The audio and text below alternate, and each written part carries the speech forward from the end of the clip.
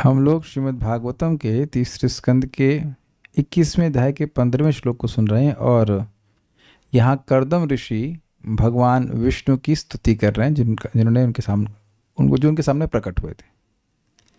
तो अब आपने 14वें में एक बड़ी मज़ेदार बात सुनी थी, मज़ेदार इन द सेंस कि इस कंटेक्स्ट से, इस श्लोक से।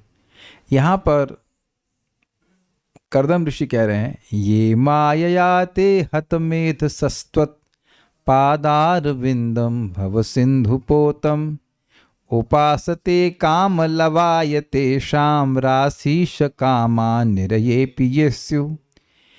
कह रहे हैं कि भगवान ये माया ते माया, जो लोग आपकी माया से हत मेधसस,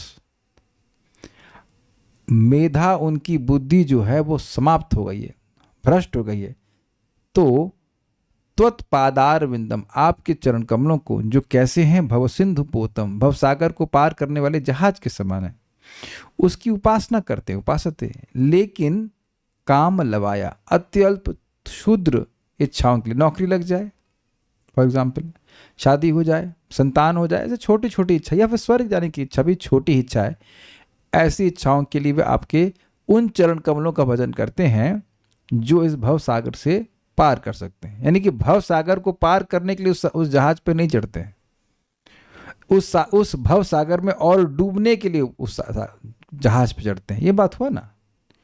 अगर कोई भौतिक भोग मांग रहा है तो क्या वो उस जगत के बाहर जाना चाहता है? कृष्णा प्रभु आप आए तो आपका स्वागत हम एक प्रश्न से करते हैं।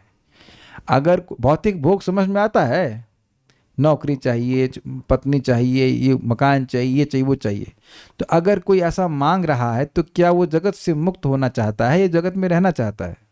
रहना चाहता है। क्लियर हुआ ना। तो भगवान से मांग रहा है कि हम इस संसार सागर में ही पड़े रहें, और भगवान के चरण कमल कैसे हैं? संसार को पार करने वाले जहाज की तरह। तो बेवकूफ़ी हुई कि नहीं? जहाज में चढ़े कहे मुझे फेंक दो नीचे अब समझ में आया आपको? कोई जहाज में चढ़े और कहे हमको नीचे समुद्र में फेंक दीजिए, और प्रार्थना करे कि हमको फेंक दीजिए, तो अब बताइए क्या बेवकूफ़ी है कि नहीं? वो समुद्र से पार होने के लिए व्यक्ति चढ़ना चाहिए जहाज के ऊपर। तो कह रहे काम लवाया, थोड़ी थोड़ी इच्छा के लिए। तेषाम राशि प्लस ईश, हे ईश, क्योंकि आप स्वतंत्र हैं, आप नियामक हैं, आप दे भी सकते हैं, इसलिए आप उनको वह इच्छाएं देते भी हैं। कामान मतलब उन कामनाओं को, निर्ये पिस्यु, ये स्यु, लेकिन वह कामनाएं तो नारकीय योनि में भी प्राप्त होती है। सुबह चर्चा हुई, नारकीय योनि मतलब सूकर कोकर योनि में भी इस प्रकार से आहार, निद्रा, भय और मैथुन की व्यवस्था हो ही जाती है। भाई नौकरी किस लिए क्यों चाहिए? कोई शौक है नौकरी करने का? नहीं, नौकरी चाहिए पैसे के लिए। तो पैसे किस लिए चाहिए? भोगों के लिए। तो भोग क्या होते हैं? आहार, निद्रा, भय, मैथुन। तो वह तो सूअरों को भी मिल रहा है, सुबह चर्चा हो चुकी थी। बिल्ली को भी मिल रहा है, कुत्ते को भी मिल रहा है, चिड़िया को मिल रहा है, वो तो नौकरी भी नहीं करते। रास्ते में जो कुत्ता सो रहा है उसकी नींद क्या हमारी नींद से खराब है? सब फर्स्ट क्लास सो रहे हैं। अरे कुत्तों की तो बात भी छोड़ दीजिए, यही हम जाते हैं मंगल आरती के लिए, तो रास्ते में भी मजदूर लोग, कह लीजिए जो भी रिक्शे वाले हैं, वो सब वहीं अपना खटिया बजा के सो जाते हैं, और मच्छरदानी की व्यवस्था नहीं तो मच्छरदानी ओढ़ के सो जाते हैं। मैंने देखा वहाँ पे। और उससे भी ज़्यादा देखा, आप लोग अभी परिक्रमा मार्ग पे देखते हैं सुबह कैसे लोग सो रहे हैं, और एकदम बेहोश सो रहे हैं। ना उनको मच्छर से मतलब है, न गर्मी से मतलब है, न उधर जा रहा है ऑटो। कितना कितना अमेजिंग है। मैं जब वहाँ पर पैदल चल रहा हूँ तब भी वह जो ध्वनि है वो डिस्टर्ब करती कान को, करती कि नहीं करती? और उनको कोई डिस्टर्बेंस नहीं। This is amazing. क्या वो उनका अभ्यास सोने का। आपने देखा है, वृंदावन में देखा होगा, अन्यत्र भी देखा होगा आपने, रेलवे स्टेशन पे लोग सोते हैं, कितने अनाउंसमेंट हो रही है, वो सीटी बज रही है, सब कुछ बज रहा है, लेकिन उनको कोई मतलब, सोते कि नहीं आराम से। जिंदगी में मैं केवल एक बार सोया हूँ ठीक से। उनको कहेंगे ये ऐसा क्यों बोलते हैं? हमको एक बार सीएमएस में, सीएमएस हमारा स्कूल था, वहाँ दूसरे ब्रांच में गया था, हम लोग को खच्चर बना दिया गया था। कहने के लिए पार्टिसिपेट करना था, लेकिन जितने भी गेस्ट आए तो उनका सारा सामान लेके चढ़ाओ, बिना लिफ्ट के सीढ़ी से ऊपर चढ़ाओ, नीचे रखो। एकदम मजदूर की तरह। इतना थक गए थे, इतना थक गए थे कि लड़के लोग सब एक हॉल में सो रहे थे, तो किसी के मुंह के पास दूसरे का जूता है ये भी हिसाब नहीं था। और ये सच बोल रहा हूँ, ऐसा नहीं कि मैं अतिशयोक्ति कर रहा हूँ। सुबह तो उठे तो देखा किसी का जूता मुंह के पास पड़ा, इतना थक के उठे थे। I have never slept like that. पता नहीं आप में से कभी कोई सोया है कि नहीं सोया है। जब बहुत थकता है व्यक्ति तब इस प्रकार से सोता है। तो कहने का मतलब है कि ये सारी चीज़ें तो अन्य योनियों में भी प्राप्त हैं, तो उसके लिए क्या प्रार्थना करना है। तो कह रहे कि मूर्ख व्यक्ति ऐसा करता है। तो अब एक स्वाभाविक सी बात है कि ऐसे मूर्खों की निंदा कर रहे हैं कौन? कर्दम ऋषि। अब विडंबना ये है कि इस 15वें श्लोक में कह रहे हैं, विडंबना मतलब आयरनी। आयरनी समझते हैं? आयरनी का भाई आप अगर ना समझते हो ना समझाओ क्या क्या। सरकाज़म नहीं, आयरनी मीन्स देखो भाई करना मत प्रभु, चीनी मत खाना। अब आप चले गए तो हमें तो रसगुल्ला देना। समझे ना बात? शिक्षा दे रहे हैं कि मीठा नहीं खाना, लेकिन अब जैसे कुछ व्यवस्था तुरंत मीठा खाना शुरू। तो तुम शिक्षा किस बात की दे रहे थे? तो यहाँ पे एक अद्भुत सी बात है, बड़े इनको लज्जा हो रही है कर्दम मुनि को कि यद्यपि मैं स्वयं मतलब कर्दम ऋषि स्वयं भर्त्सना कर रहे हैं उन लोगों की जो भगवान की भक्ति करते हैं भौतिक लाभ प्राप्त करने के लिए, लेकिन अब कह रहे हैं कि तथा सच हम, अरे मैं भी वैसा ही हूँ मैं भी वैसा ही हूँ हतबुद्धि, जो आपकी उपासना किया 10,000 साल और अब मांग रहा हूं एक बीवी। अब आप ये बताइए कि 10,000 साल, यहां कोई व्यक्ति 10,000 साल तक प्रतीक्षा किया है अपनी शादी के लिए? 10,000 साल। अब मैं भाषा का प्रयोग ये नहीं कर रहा हूं कि 10,000 साल तपस्या की he has been waiting for 10,000 years for marriage, is it not? 10,000 साल बाद भगवान दर्शन दिए, फिर उनके लिए वह अनुकूल वधु के लिए व्यवस्था करेंगे। तो इनको बड़ी शर्म आ रही है कि यद्यपि हम जान रहे हैं कि ये एकदम बेवकूफ़ी है कि भगवान की उपासना करना भौतिक चीज़ों के लिए, लेकिन हम भी वैसे हैं, क्या करें। हम भी आपसे पत्नी ही मांग रहे हैं। ये विडंबना समझते हैं? मतलब जिस चीज़ की भर्त्सना की जा रही है वही चीज़ कर रहे हैं। तो ये श्लोक कुछ समझ गए ना? विडंबना मीन्स आयरनी कहते हैं। माइक पे बोलिए। उनको जब ये फील हो रहा है तो फिर क्यों मांग रहे हैं? आपके संग ये कभी नहीं हुआ? क्यों भाई? ऐसा कौन भक्त है जो कह दे कि आपके संग ऐसा नहीं हुआ कि इच्छा जा नहीं रही है? आपको फिलॉसफिकली तो पता है कि भाई ये चीज़ नहीं अच्छी है, लेकिन इच्छा नहीं जा रही। ये दिल है कि मानता नहीं है ना? ये दिल है कि दिल तू पागल है और तू भी पागल है दिल तू पागल नहीं मानता। आपको पता है ना, आपने बोला है तो माइक लीजिए। अरे नहीं तो एक मिनट ऋषि, तो नहीं आप बात तो करें। ये आपको पता है ना कि मीठा खाने में क्या नुकसान होता है? शरीर में एसिड बढ़ता है, ये होता है वो होता है। और इसी प्रकार से व्याख्या कब हमारे कल्याण प्रभु तो करना भी नहीं, कल्याण प्रभु सुनना भी नहीं चाहते कि मीठा खाने से क्या नुकसान है ना? कोई नुकसान नहीं है तो एक व्यक्ति तो इच्छा को छोड़ना ही नहीं चाहता है, एक व्यक्ति अभी एटलीस्ट फिलोसफिकली कन्विंस है कि खराब है, लेकिन अभी छोड़ नहीं पा रहे। थोड़ा क्या हुआ? तो आप देख रहे हैं ना कि इच्छा, जान रहे हैं कि इच्छा ठीक नहीं, लेकिन नहीं जाती है। अच्छा होता है। तो अब यहाँ इसी बात को यहाँ पे रखा जा रहा है कि वो कह रहे हैं कि हम जानते हैं कि ठीक नहीं है, फिर भी हम आपसे एक बीवी की मतलब पत्नी की इच्छा कर रहे हैं, लेकिन केवल पत्नी की इच्छा नहीं कर रहे हैं, उनके समान गुण वाली पत्नी की इच्छा कर रहे हैं। तो सब बातें आएंगी, हम सुनते हैं। तथा स चाहम परिवोढुकामः समानशीलां गृहमेदधेनुम्। तथा स चाहम परिवोढुकामः समानशीलां गृहमेदधेनुम्। उपेयिवान्मूलमशेषमूलं दुराशयः कामदुघाङ्घ्रिपस्य। उपेयिवान्मूलमशेषमूलं दुराशयः कामदुघाङ्घ्रिपस्य। तथा स चाहं परिवोढुकामः समानशीलां गृहमेदधेनुम्। तथा स चाहं परिवोढुकामः समानशीलां गृहमेधधेनुम् उपेयिवान्मूलमशेषमूलं दुराशयः कामदुघाङ्घ्रिपस्य उपेयिवान्मूलमशेषमूलं दुराशयः कामदुगाङ्घ्रिपस्य तथा स चाहं परिवोढुकामः समानशीलां गृहमेधधेनुम् तथा स चाहं परिवोढुकामः समानशीलां गृहमेधधेनुम् उपेयिवान्मूलमशेषमूलं दुराशयः कामदुघाङ्घ्रिपस्य उपेयिवान्मूलमशेषमूलं दुराशयः कामदुगाङ्घ्रिपस्य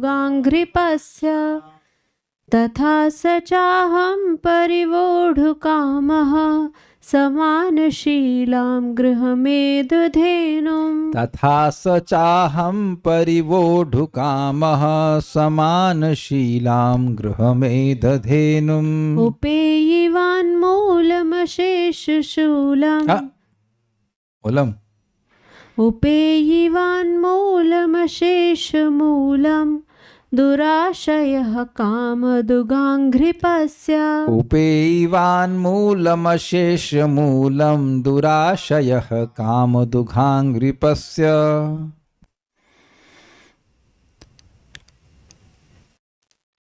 अतः मैं भी ऐसी समान स्वभाव वाली कन्या से विवाह करने की इच्छा लेकर आपके चरण कमलों की शरण में आया हूँ, जो मेरे विवाहित जीवन में मेरी कामिच्छाओं को पूरा करने में कामधेनु के समान सिद्ध हो सके। देखिए, यहाँ कामिच्छा का अर्थ भोग इच्छा मत ले लीजिएगा। यहाँ कामिच्छा का मतलब है धर्म अर्थ काम, ये बात बोल रहे हैं। पत्नी को धर्म पत्नी क्यों कहते हैं? जो धर्म संपादित करने में पति की सहायता करे, इसलिए धर्म पत्नी कहते हैं। ये नहीं कि वो बैठकर टीवी देखती रहे और कहे हम आपकी धर्म पत्नी है। तो धर्म क्या कर रही है साथ में? धर्म पत्नी का मतलब समझ रहे हैं ना? पति धर्म कर रहा है तो वह उसकी सहायता करे, ये बात है। तो ये थोड़ा समझना होगा कि ऐसे इस तरह से नहीं ले लीजिए कि एकदम कामी पुरुष हैं और एक जैसे जगत में लोग सोचते हैं उस तरह शादी करते उस उद्देश्य के लिए, केवल भोग के लिए, ऐसा नहीं। और आगे के उनके जीवन से स्पष्ट भी हो जाएगा। तो कामेच्छाओं को पूरा करने में कामधेनु के समान सिद्ध हो सके, अर्थात वह सारी इच्छाओं को पूरी कर सके। आपके चरण प्रत्येक वस्तु के देने वाले हैं, क्योंकि आप कल्प वृक्ष के समान हैं। मतलब कहने का मतलब यह कि अगर मैं भगवान कहे भाई आपके हिसाब वाली लड़की ढूंढना तो बड़ा मुश्किल है। आजकल आप इस बात को समझ रहे हैं, शायद समझ रहे हो कि देखिए शादी के लिए लड़की ढूंढना तो मुश्किल है ही, और समान गुण वाली लड़की मिलना और मुश्किल है। लड़की या लड़का, मतलब अगर लड़के के रेफरेंस फ्रेम से देखा जाए, उसमें जाति भी होती है और ये सब तो फंडा है ही, लेकिन वो समान गुण वाली भी होनी चाहिए, नहीं तो झगड़ा होता है। तो ये सारी चीज़ें भगवान कहें बड़ा मुश्किल है, तो कहते हैं नहीं मुश्किल क्या है, आप काम क्या कहते हैं उसको, कल्प वृक्ष के समान है। जो व्यक्ति जो चाहता है वो कल्प वृक्ष दे देता है। तो मैं आपके चरणों की शरण लिया हूँ तो मुझे मिल जाएगा। सच अहम, तथा मैं भी उन काम भक्ति करने वालों में से ही हूँ। यद्यपि मैं उसको गर्हित मान रहा हूँ और बोल रहा हूँ और श्लोक भी बोल दिया हूँ, लेकिन क्या करूँ कि इच्छा मेरे हृदय से नहीं जा रही है। ये अर्थ है। दुराशय, मेरा अंतःकरण काम कलुषित है। आशय मतलब हृदय और दुह मतलब बुरा, मेरे हृदय में वासना है। समानशीलाम, मैं अपने अनुकूल स्वभाव वाली। समानशीलम मतलब मन से, वाणी से, शरीर से उसका स्वभाव लड़के के समान होगा, इसको समानशीला कहेंगे। गृहमेध धेनुम, धेनु मतलब गाय। तो गैया मांग रहे हैं बताइए क्या गैया मांग रहे हैं ये कि गैया दे दीजिए? गाय नहीं, यहां धेनु का अर्थ है पत्नी। गृहस्थ धर्म के पालन में सहायक किसी कन्या से। गृहमेधि मतलब गृहस्थ जीवन। तो ये हमको ये समझ नहीं, कुछ बात तो आचार्यों ने कही है कि धेनु को क्यों कह रहे हैं, लेकिन है ना इंटरेस्टिंग, धेनु मांग रहे हैं। तो आप देख लीजिए, धेनु का अर्थ आप अभिधा वृत्ति से नहीं ले सकते। धेनु मतलब अच्छा गैया मांग रहे हैं, गैया मांग रहे हैं, 10,000 साल के बाद गाय मांगेंगे वो। हाँ, कम ऑन। तो यहाँ धेनु का अर्थ गैया नहीं है, धेनु का अर्थ एक कन्या है। परिवोढ़ काम मतलब विवाह करने की इच्छा से ही। अब देखिए, अशेष मूलम, सभी पुरुषार्थों के मूल। पुरुषार्थ क्या होते? धर्म, अर्थ, काम और मोक्ष, उन और भगवान का प्रेम भी। तो उनके मूल मतलब भगवान की सेवा से ही ये सभी पुरुषार्थ पूर्ण होते हैं। अशेष मतलब ऐसा कोई पुरुषार्थ रह नहीं जाता जिसके स्रोत भगवान हो। सब भगवान की भक्ति करने से मिल जाता है। स्वर्गाप वर्ग मध्यामा कथनचित यदि वांछति। स्वर्ग चाहता है, अपवर्ग चाहता है, मोक्ष चाहता है, या मेरा धाम चाहता है, जो कुछ भी चाहता है, मद भक्ति लभते अंजसा, मेरा भक्त मेरी भक्ति करके आसानी से प्राप्त कर लेता है। तो जो भी पुरुषार्थ है फिर भगवान की कृपा से ही प्राप्त होता है। तो इसलिए करें अशेष मूलम मतलब सारे पुरुषार्थों के आप कारण स्वरूप हैं। भगवान की कृपा के बिना कोई पुरुषार्थ मिल नहीं सकता है। एवं काम दुघांग्रिपस्य, कल्प वृक्ष के समान जो वृक्ष आप हैं उनके मूलम अर्थात चरणों की उपेयीवान यानी शरण में आओ। इस लाइन को समझिए। काम दुघ मतलब कल्प वृक्ष, और अंग्रिपस्य, अंग्रिप मतलब, अंग्रि मतलब होता है चरण, और प मतलब पीने, जो पांव से पीते हैं। कुछ समझ रहे हैं बात? तो काम दुघा मतलब कल्प वृक्ष जो सारी कामनाओं को पूरा करे, या सिंपल आप ऐसा कर लीजिए, सिंपल अर्थ उसको, और दोनों को जोड़ लीजिए। एक्चुअली ऐसा नहीं होना चाहिए, ऐसा होना चाहिए काम दुघांग्रिप, यानी कि इस पूरे फ्रेज का अर्थ होगा कल्प वृक्ष। कामनाओं को पूरा करने वाला पेड़ वो आप हैं, उसके मूल अर्थात चरण की शरण में आया हूं। पेड़ का मूल क्या होता है? उसकी जड़। तो भगवान की तुलना एक कल्प वृक्ष से करते हुए कह रहे हैं कि जैसे कोई व्यक्ति कल्प वृक्ष की जड़ के पास आता है कुछ इच्छा लेकर, ऐसे ही भगवान आप भी कल्प वृक्ष के समान हैं, और मैं आपके चरणों की शरण में आया हूं इस इच्छा से कि मुझे मेरे समान स्वभाव वाली लड़की प्राप्त हो जाए, कन्या प्राप्त हो जाए विवाह के लिए। ये लैंग्वेज समझ पा रहे हैं? काम दुघा मतलब कामनाओं को पूर्ण करने वाला, और अंग्रिप मतलब वृक्ष। तो आप कैसे हो? एक कामनाओं को पूर्ण करने वाले वृक्ष के समान है, ठीक है। और आपका मूल जो है बेसिकली आपके चरण, तो उन चरणों की मैं शरण ले रहा हूं। जैसे कोई व्यक्ति अपनी इच्छाओं को पूर्ण करने के लिए एक कल्प वृक्ष के मूल के पास जाएगा, जड़ के पास जाएगा, प्रार्थना करेगा। ऐसा ही सिस्टम होता है, आपको पता है। जो हम समझे हैं कि कल्प वृक्ष के नीचे जाते हैं व्यक्ति, मतलब जड़ के पास खड़े रहेंगे और इच्छा करेगा मुझे ये प्राप्त हो जाए, तो वो कुछ दे देगा। सेब चाहेंगे तो सेब, कार चाहेंगे तो कार, जो कुछ भी।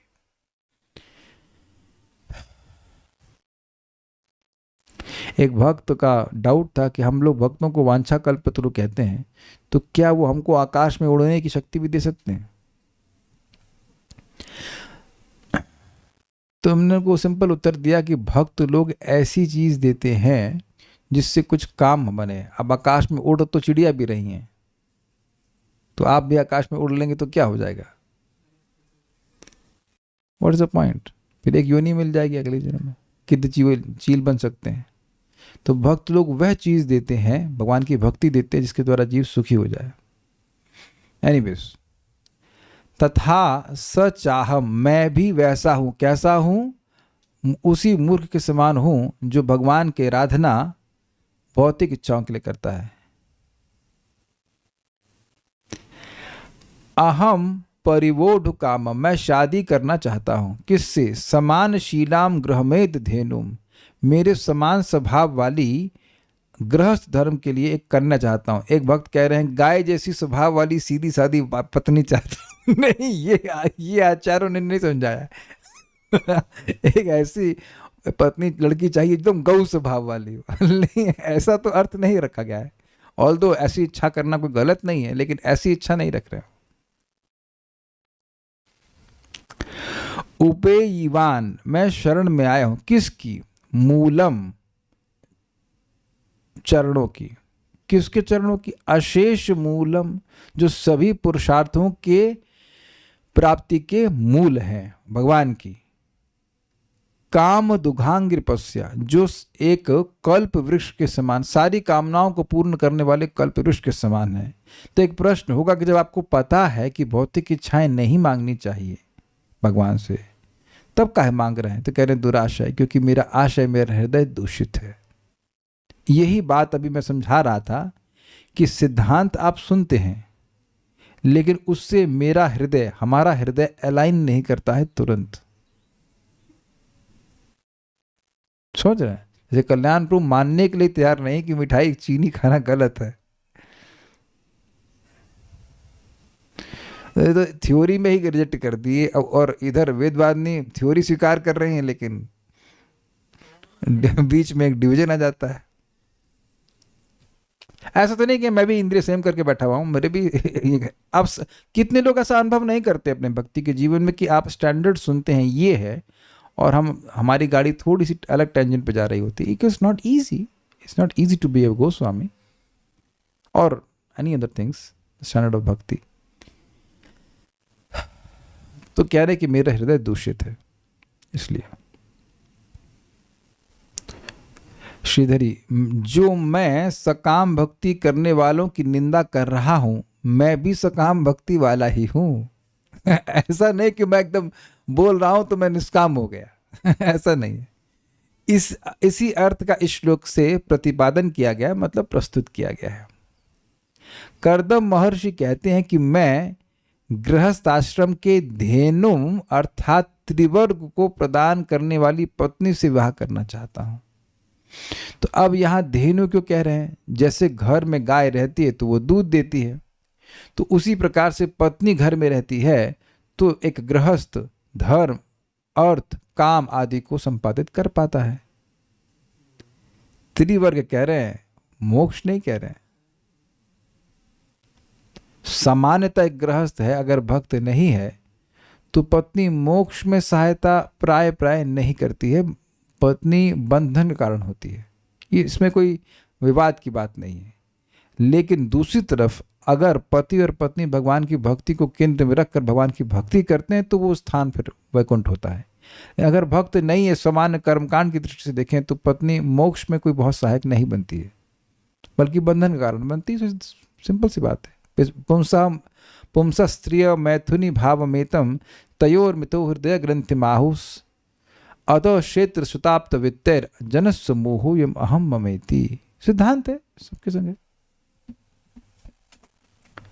स्त्री और पुरुष में मैथुनी भाव अर्थात आकर्षण, परस्पर आकर्षण का भाव होता है, और फिर जब वो संग होता है तो फिर संतान होती है, और फिर संतान होती तो फिर घर भी चाहिए, या घर चाहिए फिर संतान होती है। उसके बाद परिवार के लोग होते हैं, उनके बीच में एक क्या कहते हैं स्टेटस सिंबल बनाना होता है, और इस प्रकार से व्यक्ति मोह में पड़ जाता है।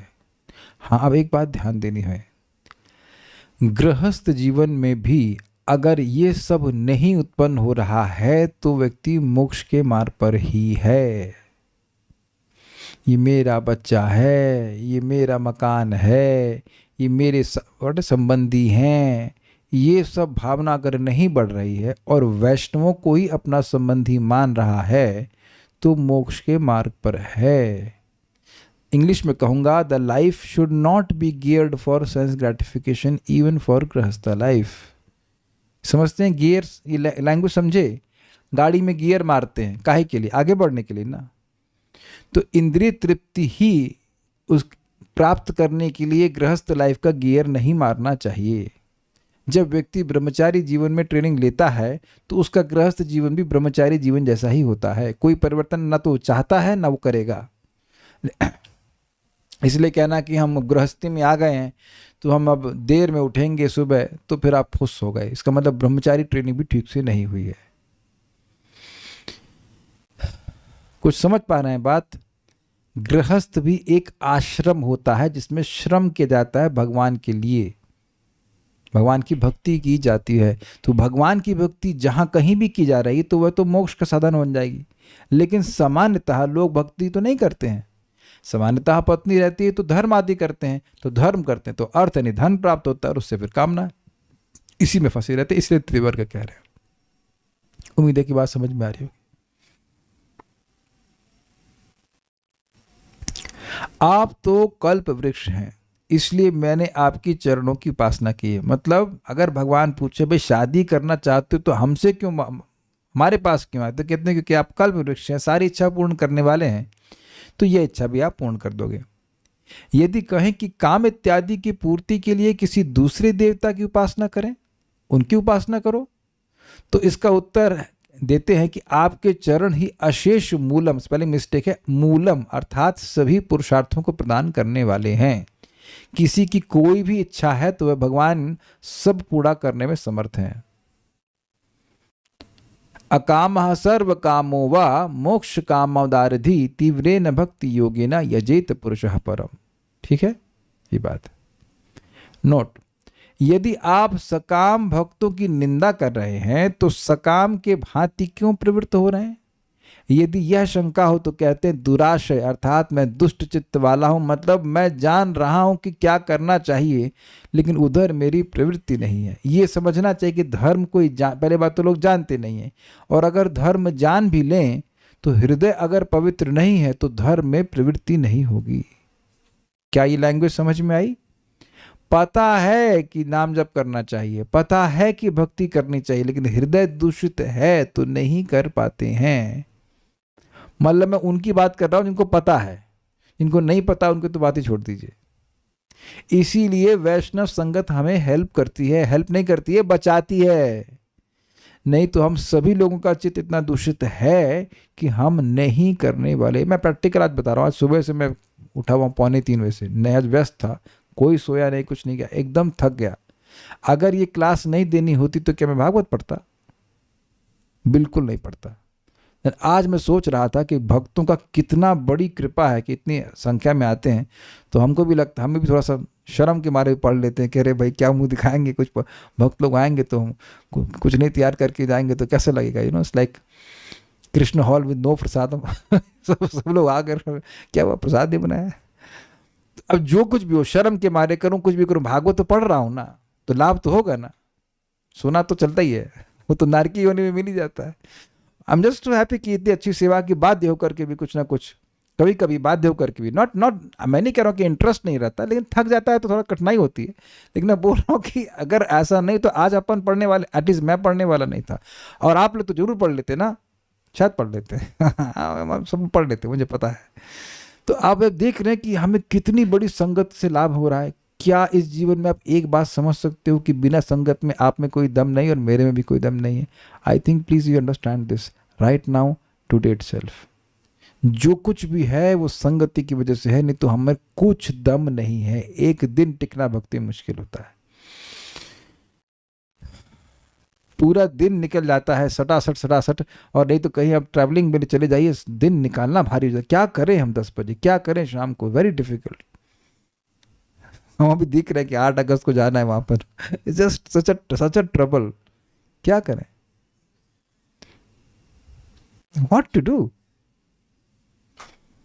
और कोई जरूरी नहीं है कि अगर 2 भक्त भी साथ में जा रहे हैं तो भागवत की ही चर्चा करें। क्यों कल्याणपुर हम लोग दोनों साथ में गए थे, खोले आप भागवत, प्रभु जी देखो चलो साथ में पढ़ते हैं, एक बार भी नहीं बोले। काटिए, नहीं काट सकते, उल्टा हमको और लिंक और दे दिए यूट्यूब का, कहीं पे देखिए, हमें तुरंत डिलीट किया। तो आप देखिए कि भक्त को साथ में ले जाने के बाद भी भक्ति का काम तो नहीं हो रहा है ना। इनकी गलती नहीं, मैं भी भागवत नहीं खोला, although we chanted some rounds, but that's a different thing. It's just the material energy is so powerful, except it is not more powerful than association of devotees. तो ये मैं दुराशय की बात कर रहा हूं कि ऐसा आशय नहीं है कि स्वाभाविक रूप से भगवान की तरफ जाए। तो ये कह रहे कि मेरा दुष्ट चित्त है, ये दिल है कि मानता नहीं कि ये आपको पाकर संतुष्ट नहीं हो रहा है। ये अभी भी कोई पत्नी चाहता है, कुछ चाहता है। देखिए कुछ भी कहिए आप, क्या एक पत्नी भगवान से अधिक हो सकती है? क्या एक पति भगवान से अधिक हो सकता है? क्या कोई पति या पत्नी किसी को भगवान से अधिक सुख दे सकते हैं? नहीं। लेकिन आशय, हमारा हृदय दूषित होने के कारण हम अधिक किसी भी वस्तु को भगवान से अधिक मानते हैं। और ऐसा नहीं है कि मैं यहाँ जो बोल रहा हूं तो मैं उसको अमल कर पा रहा हूं, सिद्धांतिक बौद्धिक रूप से मैं स्वीकार कर रहा हूं, लेकिन अगर मैं ये अगर अपने भाई मैं बोल दूं कि नहीं नहीं मेरे लिए सबसे अधिक महत्वपूर्ण भगवान है, तो ये एकदम झूठ होगा। इतना आसान है नहीं जितना आप लोग सोचते हो कि 10-20 साल में बस केवल भगवान आपके लिए इंपॉर्टेंट हो जाएंगे और करेला नहीं रहेगा, या फिर एनी अदर थिंग, या स्वीट्स, या एनीथिंग, या स्लीप। परम पूज्य राधानाथ महाराज प्रवचन कर रहे थे, तो उन्हें बताया कि देखो महाप्रभु ने अपने भक्तों को बोला, ये तुम लोग क्या रात में नींद में सो करके अपना टाइम खराब करते हो, आज से हम लोग रात में भी कीर्तन करेंगे। तो सभी भक्त लोग महाप्रभु के साथ में जो थे उन्होंने कहा हरि बोल, तो इधर भक्तों ने बोला हरि बोल। तो महाराज ने कहा अगर महाप्रभु ने आपको ये कहा होता तो आप हरि बोल नहीं बोलते। समझ में आया आपको? अब मैं कहूँ कि भाई अब करना मित्र छोड़िए, रात में क्या टाइम बर्बाद कर रहे हैं सोने में, तो आप बोलते हरि बोल। तो आप देख रहे कि नींद है ना इंपॉर्टेंट अधिक। और मैं ये बिल्कुल नहीं कह रहा हूं कि सोना बंद करो, मैं बोल रहा हूं कि we have so many other priorities except Krishna also. Krishna is also there, not Krishna is only there. तो ये दुष्ट चित्त होने के लिए, एक वक्त झूठ बोल रहे हैं, मेरे लिए तो है Krishna is more important than any other relationship. तभी आप सुबह माला नहीं कर पाती है ना, हम धो देंगे अगर ऐसी बात करोगी आप। तभी माला 10 बजे तक हो रही, काहे माला नहीं आपकी 6 बजे से पहले हो जा रही है फिर? हाँ सुबह 6 बजे जॉब पे जाना है ना, तो जॉब ज़्यादा इंपॉर्टेंट है कि माला इंपॉर्टेंट है? हम बिना नाम लिए धो रहे हैं। इतना आसान नहीं है माता जी, इतना आसान भी नहीं है। 10,000 साल के बाद इतना आसान नहीं है, और आप सोच रहे हैं कि 10 दिन में इतना आसान हो जाएगा। हम आपको कोई नीचा नहीं दिखा रहे हैं, अभी it's just not easy, it's not that easy, धीरे धीरे होता है। सारार्थ दर्शनी, जो मैं सकामी जनों की निंदा कर रहा हूं वही मैं सकाम जनों में मुख्य हूं। ये अलग तरह से लग रहे हैं, अरे अन्य लोग तो बहुत, हम तो बहुत ज्यादा है, हम लोग तो बहुत ज्यादा आसक्त है। देखिए भक्त लोग हमेशा नम्रता की ही बात करेंगे, वो कभी नहीं कहते कि मैं तो भगवान में बहुत आसक्त हूं ना। यह कह रहे हैं तथापि आदि के द्वारा। अब देखिए इंटरेस्टिंग है, गृहमेध धेनु, गृहमेध का अर्थ है गृहस्थाश्रम, वहां धेनु के रूप में अर्थात धर्म अर्थ और काम इन त्रिवर्ग को दूहने वाली स्त्री यानी पत्नी होती है। समझे बात? जैसे गाय से दूध दूहता है, ऐसे पत्नी के द्वारा व्यक्ति इन तीनों को धर्म अर्थ और काम को प्राप्त करता है। उसी से परिवोढ़ कामा, यानी परिणय करने की इच्छा रखता हूं, ऐसा मैं हूं, शादी करने की इच्छा रखता हूं। यहां अब देखिए इंटरेस्टिंग है, यहां धेनु शब्द के उल्लेख से अपने निर्बुद्धित्व के कारण अपने वृष यानी बैल होने को ही कहा गया है। ये समझे? गाय को कौन चाहता है? गाय का पति कौन है? बैल। तो कह रहे हैं कि मैं धेनु चाहता हूं, मैं गाय चाहता हूं, इससे ये ध्वनित हो रहा है कि अपने को एक बैल के समान निर्बुद्धि मान रहे हैं। Got it? चक्रवर्तीवाद ऐसा कह रहे हैं। और सकाम जनों में भी मैं अत्यंत दुराशय अर्थात दुरभिप्राय के कारण बुद्धिहीन हूं, यह भी अर्थ है, क्योंकि परिणय करने की इच्छा रखकर ही कल्प वृक्ष के समान आपके चरण कमलों में उपस्थित हुआ हूं। ये समझे बात? कह रहे हैं आप क्लास में विक्षेप नहीं कीजिए, फोन को साइलेंट में कर दीजिए अगर आप प्राइम मिनिस्टर नहीं है तो कह रहे हैं कि देखिए अन्य लोग हैं आपके पास आते हैं मांगते हैं, वो तो अच्छे नहीं बात है, लेकिन हम तो सारे सकाम जनों में सबसे खराब हैं। क्यों भाई? हम जान रहे हैं कि आप कल्प वृक्ष हो, यानी आप कुछ भी दे सकते हो अगर आपकी शरण ली जाए, कुछ भी दे सकते हैं, और मैं एक पत्नी मांग रहा हूं। Can you underline that word in your consciousness? कुछ भी। और कुछ भी का मतलब यहां भगवान कोई भौतिक कल्प वृक्ष नहीं है जिनकी रेंज केवल भौतिक वस्तुएं ही हो। स्वर्ग में भी कुछ कल्प वृक्ष होते हैं, लेकिन वो केवल इस जगत की वस्तु ही दे सकते हैं, जगत के बाहर की वस्तु नहीं दे सकते हैं। लेकिन भगवान ऐसे कल्प वृक्ष हैं जो जगत की और वैकुंठ की दोनों साज सामग्री में से कुछ भी दे सकते हैं। और वो भगवान उनके सामने हैं, तो कह रहे हैं मैं मूर्ख हूं इस प्रकार से। अन्य लोग जो भगवान की उपासना करते हैं और भगवान से कुछ भौतिक मांगते हैं, तो क्या सबको साक्षात भगवान का दर्शन हो जाता है? कुछ अब समझ पा रहे हैं स्पष्ट रूप से? विग्रह की सेवा करते हैं, कुछ भौतिक मांगते हैं, कुछ मिल जाता है।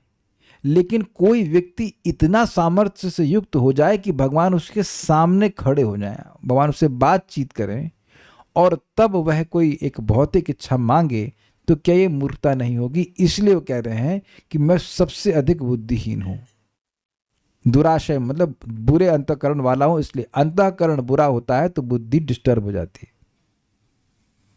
क्या सब लोग समझ पा रहे हैं? उम्मीद है कि बात समझ पा रहे हैं। देखिए, आप माइक लीजिए। आप पहले भक्ति में आने से पहले शिव जी की पूजा करती थी? अच्छा, तो शिव जी से मिली थी आप? नहीं। तो कुछ आपको वरदान दिए, कुछ लाभ मिला होगा, कुछ तो मिला होगा। अब ये बताइए कि शिव जी एकदम सामने आ जाएं तब तो कुछ भेद हो जाएगा ना उपासकों में जी। तो अब कोई भगवान विष्णु की उपासना कर रहा है तो भगवान विष्णु को प्रत्यक्ष नहीं देख रहा है, लेकिन भौतिक इच्छा से कुछ पूजा कर रहा है तो उसको खराब कह रहे हैं। हर व्यक्ति तो जो भौतिक इच्छा से भगवान को देख रहा है वो तो भगवान की पूजा कर रहा है तो भगवान को साक्षात तो नहीं देख रहा है। लेकिन ये तो साक्षात भगवान को देख रहे हैं, सामने, भाई सामने है, एकदम आमने सामने, तब भी क्या मांग रहे हैं? पत्नी मांग रहे हैं। तो ये ज्यादा मूर्खता हुई कि नहीं? एटलीस्ट इनके हिसाब से तो यही समझेंगे। कुछ आपको अजीब से नहीं, मतलब कुछ सिंपल लग रहा है कि भगवान को देखना सिंपल होता है क्या? तो भगवान सामने आ गए हैं तब भी वह उनसे कुछ भौतिक मांग रहे हैं। तो 10,000 साल हो चाहे 20,000 साल हो, लेकिन भगवान सामने आ गए ना, एकदम सामने, तो तब तो कम से कम भक्ति ही मांगना चाहिए। लेकिन कह रहे हैं कि ना, मैं तो उनसे भी खराब हूं क्योंकि वह तो आपको सामने नहीं देख पा रहे हैं, परोक्ष में कि भाई भगवान है, शास्त्र से सुन करके भगवान है और कुछ भौतिक इच्छा से मांग रहे हैं। लेकिन यहां तो भगवान सामने आ गए फिर भी वे भौतिक इच्छा मांग रहे हैं। तो कह रहे हैं मैं ज्यादा खराब हूं, मैं दुराशय हूं। ठीक है, ओके।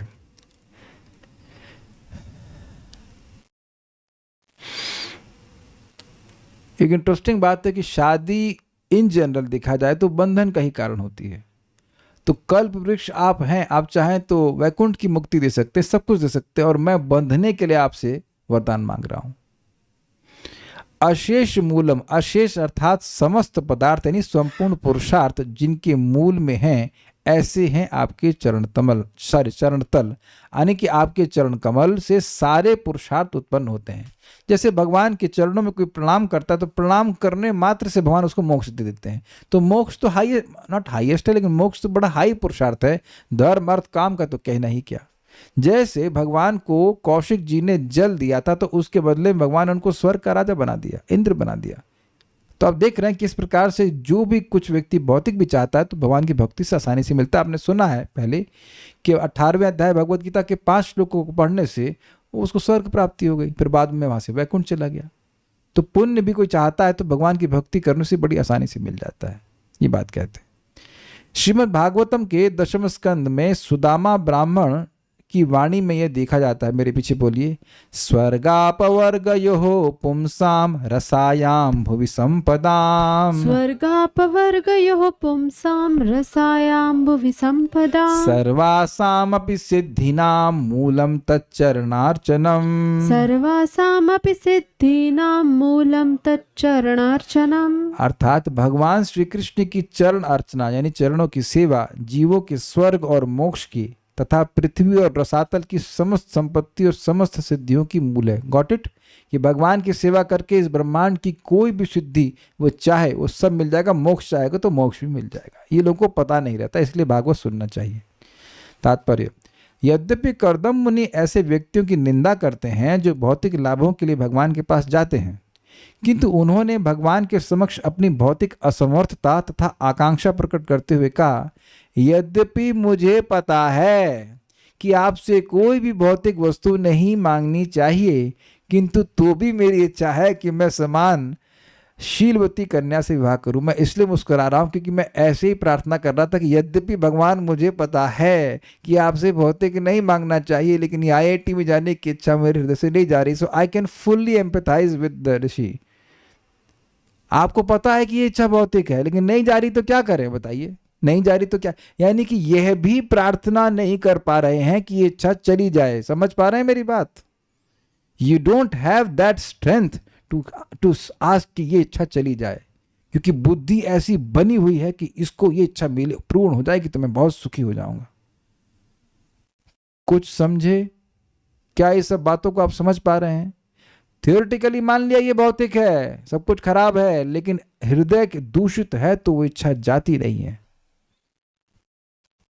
तो कह रहे हैं हम आपसे मांग रहा हूं, यहां समान शीलम पद अत्यंत महत्वपूर्ण है। प्राचीन काल में समान स्वभाव वाले लड़के तथा लड़कियों का विवाह होता था। समान स्वभाव वाले लड़के लड़कियों को इसलिए बंधन सूत्र में जोड़ा जाता था जिससे वे सुखी रहें। 25 वर्ष से अधिक नहीं बीते होंगे और संभवतः आज भी भारत में लड़की लड़कों के माता पिता उनकी कुंडलियां यह जानने के लिए दिखवाते थे कि उनकी मनोदशाओं का वास्तविक योग हो सकता है या नहीं। ऐसे विचार महत्वपूर्ण हैं। अब हमको एकदम अच्छे से याद आ रहा है, नाम तो नहीं रख सकते हैं। एक वक्त शादी किए, केवल देख के शादी किए, और अब 6 महीने से अपनी पत्नी से अलग हैं। हम मजाक नहीं बना रहे हैं, हम एक ऑब्जर्वेशन दे रहे हैं। कह रहे हैं हम इन चीज़ों पर विश्वास नहीं रखते हैं। तो आप प्रभुपाद जी के फॉलोवर हैं। ये प्रभुपाद क्या लिख रहे हैं यहाँ पे? ऐसे विचार महत्वपूर्ण है। लिख रहे हैं कि ऐसे विचार बकवास हैं? लिख रहे हैं? किसी की हिम्मत है बोलने की? किसी की हिम्मत हो तो बताइए, काटिए इस बात को। ये भी एक विद्या है, ये अपर विद्या है, ये पर विद्या नहीं है, दिव्य विद्या नहीं है। लेकिन आप शादी क्यों कर रहे हो? अपर हो कि पर हो? आप भौतिक गुणों में है तब ना शादी कर रहे हैं। दिव्य हो गए तो काहे शादी कर रहे होते? अगर गुणों के परे चले गए होते तो क्या मतलब है? हरिदास ठाकुर जी को सब चीजों से कोई मतलब नहीं है। तो आगे कोई भी शादी करने वाला है तो कुछ मैच करा लीजिएगा, नहीं तो बहुत आगे मिसमैच हो जाता है। भक्तों के बीच में भी कठिनाई आ जाती है, बिकॉज मन तो अभी है ना। ऐसा तो नहीं कि हम भक्त बन गए, शुद्ध भक्त हो गए, बिल्कुल गुणों से ऊपर चले गए हैं। प्रैक्टिकली देखिए, ऐसे विचार महत्वपूर्ण हैं। कुंडलियां देखी जाती थी। आजकल ऐसा विचार किए बिना ब्याह होने लगे हैं। फलतः विवाह के तुरंत बाद तलाक तथा संबंध विच्छेद हो जाता है। शादी के पहले तो पन्ने नहीं देखते हैं, लेकिन शादी के बाद कोर्ट के पन्ने जरूर देखते हैं, है ना? डाइवोर्स के पन्ने देखते हैं। तुम्हारा डाइवोर्स का पेपर कहाँ है? तुम्हारा डाइवोर्स का पेपर कहाँ है? मैच कराते कि नहीं? देखिए, एक बड़ी कठिनाई थी, हो गई थी। एक भक्त हैं, उनकी शादी होने वाली थी, एक दूसरे वो लड़की भी डिवोटी थी। तो कुछ मेरे से काउंसलिंग ले रहे थे। मैं उनको समझा रहा था कि देखिए ये लड़की आपके संग मैच नहीं करेगी। बाद में झगड़ा होने लग गया, 1 साल के अंदर ही झगड़ा होने लग गया बहुत ज़्यादा। तो फिर उनकी पत्नी ने भी कॉल किया मेरे को। तो मैंने उनको समझाया कि देखिए आप दोनों लोग अच्छे हो, लेकिन एक दूसरे के लिए नहीं। कुछ समझे? लड़की अच्छी है, भक्ति कर रही है, लड़का अच्छा है, भक्ति कर रहा है, लेकिन आप दोनों एक दूसरे के लिए अच्छे हो जरूरी नहीं होगा। वो तो भगवान की कृपा है कि अब वो भगवान की भक्ति करके कुछ स्टेबल चल पा रहे हैं।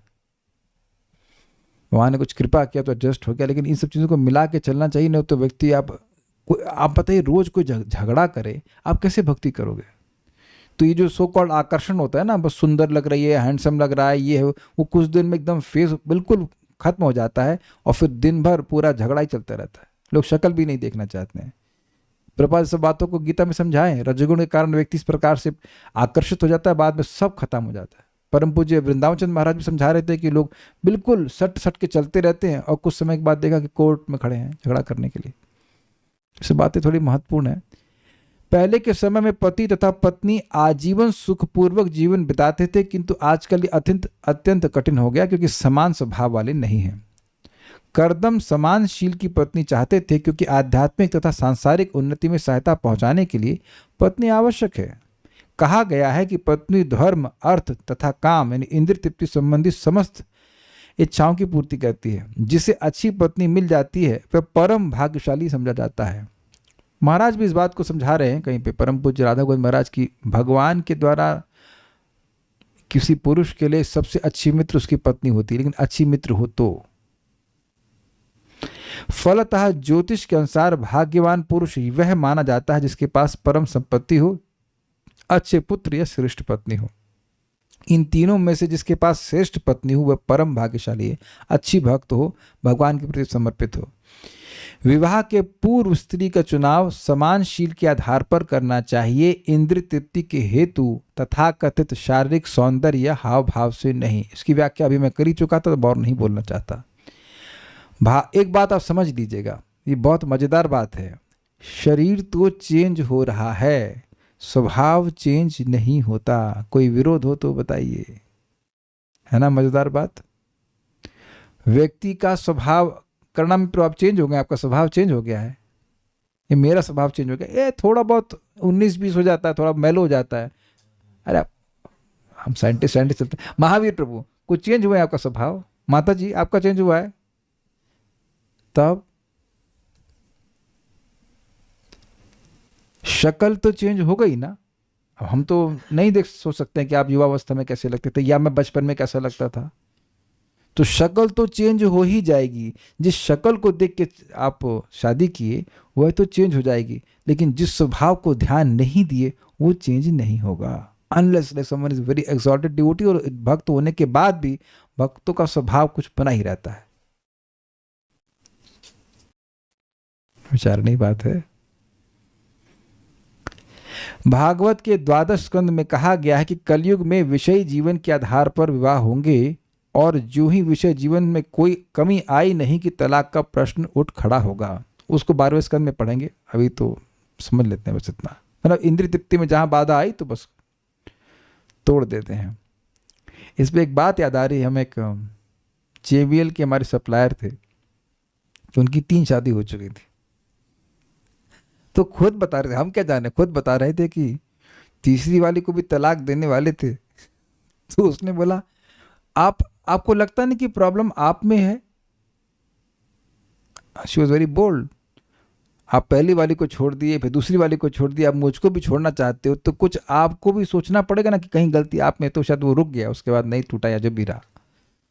So people have very very, देखिए सिंपल सी बात है, इंद्रिय तृप्ति मतलब मैं केंद्र में हूं। और इस प्रकार से जब हम जीवन बिताते हैं किसी के साथ में, जिसमें हम केवल अपने को केंद्र में रखना चाहते हैं, कभी सुखी नहीं हो सकते। सामने वाले की भी कुछ इच्छाएं होती हैं, उसको भी देखना होता है। In any relationship, if we have a sense of relationship कि मैं सामने वाले की सेवा करना चाहता हूँ, आपको संबंध हमेशा अच्छा होगा।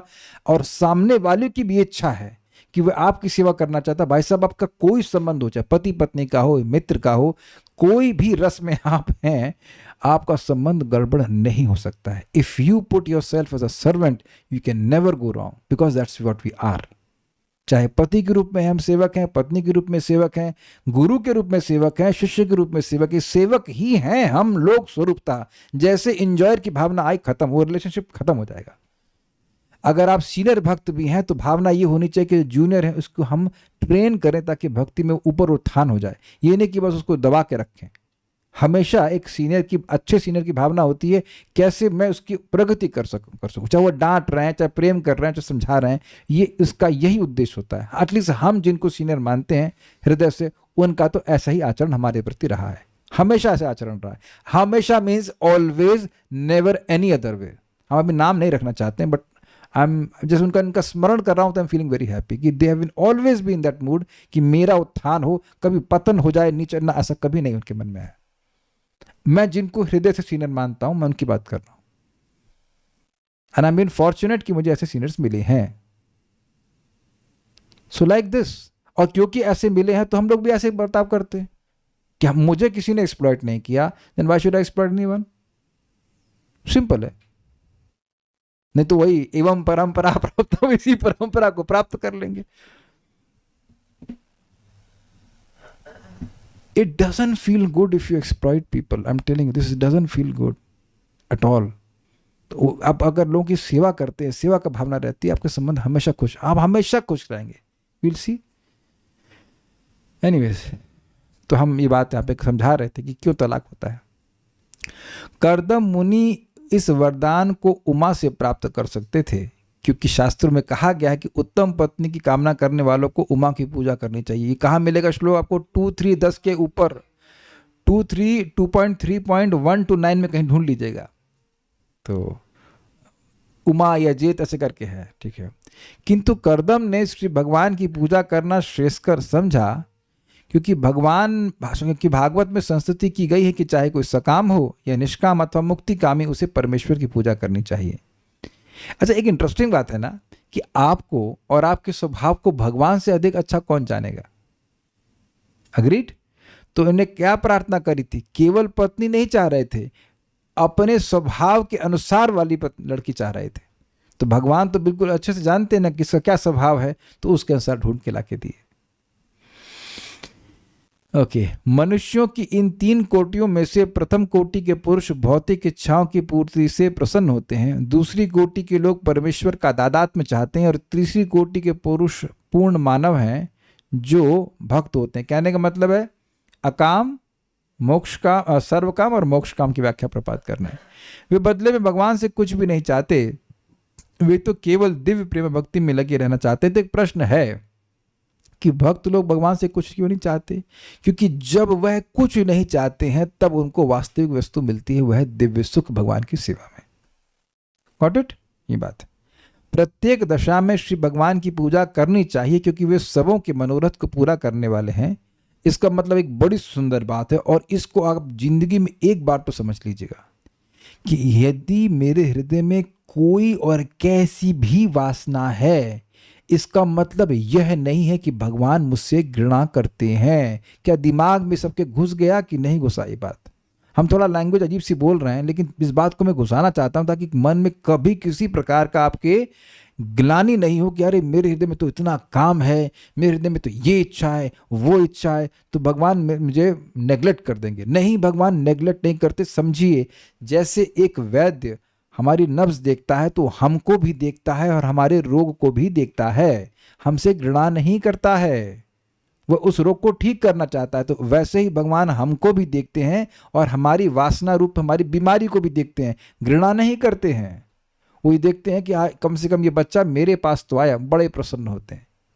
उम्मीद है कि बात आपको समझ में आ रही होगी। इसलिए किसी भी भक्त को किसी भी तरह से निरुत्साहित करने का अधिकार हमको नहीं है कि मान लो उसकी वासना, अरे तुम तो नौकरी करना चाहते हो, अरे तुमको पत्नी की इच्छा है, तुम तो भक्ति नहीं कर सकते हो। ये सब बातें बोलना एकदम अपराध है, क्योंकि भगवान ऐसा नहीं चाहते।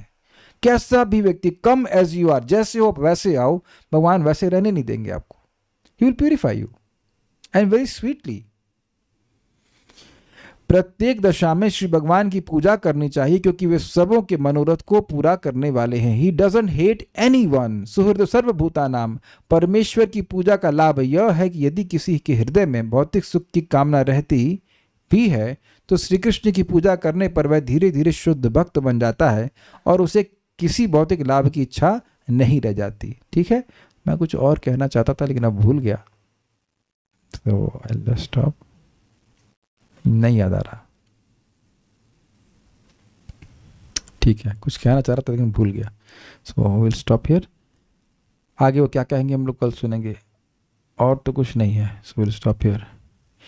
श्रीमद् भागवतम की जय, श्रील प्रभुपाद की जय, निताई गौर प्रेमानंदे।